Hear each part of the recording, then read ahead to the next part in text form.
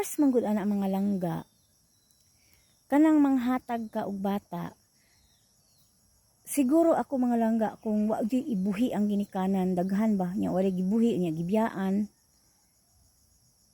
niya nabang journey gyud niya ba na paangkan siya sa sa mga lain-laing lalaki, and then wala na gyud siya kakayahan. Kung ihatag ninyo, sigurado lagi jud ninyo na ang iyong gihatagan mahigugmaon.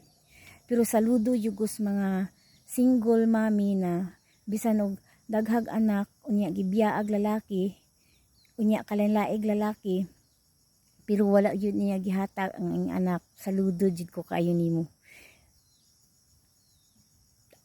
Mukuha na jud ko nimo, kanang musalot na gid ko nimo na proud jud ko nimo kay kabalo kung gina siya lalim pero makayano nimo. So pero ang worst pud ana mga langga unya manghatag kag anak unya di man kalisod na kay trabaho unya ay imong bana na apoy kakayahan unya nang hatag mong anak, orag di na maayo no.